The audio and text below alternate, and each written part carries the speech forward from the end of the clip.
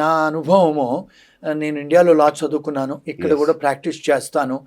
లండన్‌లో లా చదువుకున్నాను. అక్కడ ప్రాక్టీస్ చేస్తాను. ఆస్ట్రేలియాలో కూడా లా చదువుకున్నాను. అమెరికాలో కూడా లా చదువుకున్నాను.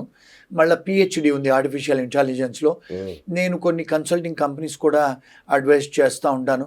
మా ఫర్మ్స్ ఏంటంటే ఎవరైతే ఎన్ఆర్ఐస్ ఉంటారో Yes. వాళ్ళకి ఏదన్నా ఇబ్బందులు కలిగితే, అంటే ఇప్పుడు మ్యారేజ్ ప్రాబ్లమ్స్ అయినా, లేకపోతే ఎంప్లాయ్మెంట్ ప్రాబ్లమ్స్ అయినా, వీసా ప్రాబ్లమ్స్ అయినా, ఏ ప్రాబ్లమ్స్ అయినా వాళ్ళకు మేము సూచనలు సలహాలు ఇస్తూ ఉంటాము. Okay. ఎస్పెషల్లీ తెలుగు వాళ్ళు ఫోన్ చేస్తూ ఉంటారు మాకు, ఎందుకంటే వాళ్ళకు కంఫర్టబుల్ ఫీల్ అవుతారు తెలుగులో Exactly. అడిగితే అని. అవును. మేము అందరిలాగా ఏదో $500 తీసుకొని సూచనలు సలహాలు ఇవ్వము.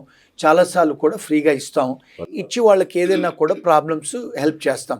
రెండోది ఏంటంటే ఇక్కడ అర్థం చేసుకోవాల్సింది మీ ప్రేక్షకులు, ఇప్పుడు మీరు ఒక ఇండియన్ అడ్వకేట్ దగ్గరికి వెళ్ళారనుకోండి ఒక విడాకుల గురించి, వాళ్ళు ఇండియాకు సంబంధించిన లా ప్రకారమే అడ్వైస్ చేస్తారు. అవును. ఇప్పుడు ఎవరన్నా మీరు యుఎస్ లా దగ్గరికి వెళ్ళారనుకోండి, మీరు ఒకవేళ హస్బెండ్ అండ్ వైఫ్ అమెరికాలో ఉంటున్నారు, టెక్సస్లో, భార్యాభర్తలకు వాళ్ళకు విడాకుల ప్రాబ్లం అవుతుంది. పిల్లలు ఉంటారు, అక్కడ ప్రాపర్టీస్ ఉంటాయి, ఇక్కడ ప్రాపర్టీస్ ఉంటాయి. ఎవరన్నా మీరు టెక్సస్లో అమెరికన్ అటార్నీ దగ్గర పోతే ఆయన అమెరికన్ లా ప్రకారమే చెప్పగలుగుతాడు. మరి ఒకవేళ వీళ్లకు ఇండియాలో పెళ్లి చేసుకొని హిందూ ధర్మం ప్రకారం అక్కడికి వచ్చి విడాకులు తీసుకోవాలనుకుంటే, మరి అక్కడ ఒక బిడ్డ పుడుతుంది, ఇక్కడ ఒక ఇండియాలో బిడ్డ పుడుతుంది, ఇక్కడ ప్రాపర్టీస్ ఉంటాయి, అక్కడ ప్రాపర్టీస్ ఉంటాయి.